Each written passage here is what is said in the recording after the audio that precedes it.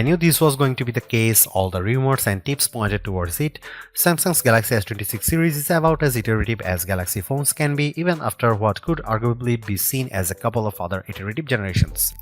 Is that a bad thing? Well, no, it's not exactly exciting for die-hard tech fans, but what Samsung has with its trio of flagship phones is a somewhat perfected recipe for new phones that will likely appeal to people looking to upgrade from an S24 or S23 or maybe older.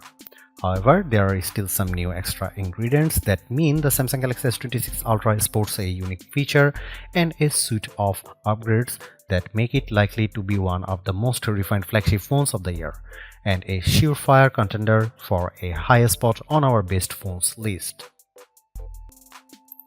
The display still comes in at 6.9 inches, which is plenty for anyone, and sports the LTPO 120Hz to 1Hz refresh rate panel. But there is a subtle upgrade here in the Pro Scaler upscaling function. The display uses to polish up lower resolution visuals into something that better suits the 3120 by 1440 resolution screen has been improved. The display also supports the MDNI codec, which should mean the screen can show a wider range of colors and render them with more precision.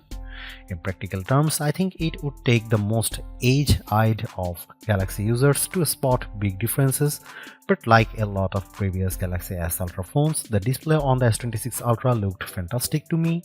I tend to think Samsung produces the best phone displays. On the phone's color options, things are a little shrug-worthy. The hero color is cobalt violet, which is fine and goes alongside sky blue, black, white, and online exclusive shades of silver shadow and pink gold. These colors are inoffensive for a large phone, but after the orange iPhone 16 Pro, I do feel Samsung could even pushed the boat out a bit. I'd have loved a punchy green option, maybe British racing green. Samsung makes good phones, and with the Galaxy S series it makes great phones.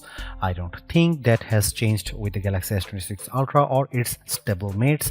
It might be the most iterative generation of Galaxy S phones I can think of, but with the Galaxy S26 Ultra, Samsung has taken its best phone and made it just that little bit better.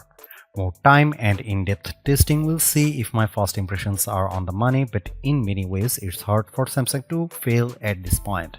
Better AI integration, camera performance tweaks, more power, and that new privacy display make the Galaxy S26 Ultra a true contender for phone of the year.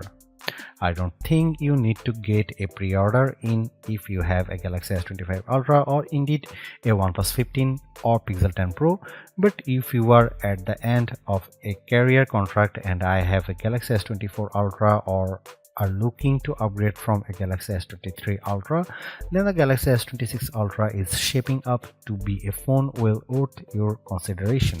Ultimately, I was left somewhat bored by the Galaxy S26 Ultra as a vehicle for phone innovation, even with a privacy screen that's ripe for copying, but I do have to tip my metaphorical hat to it as being a refined take on an already excellent smartphone formula.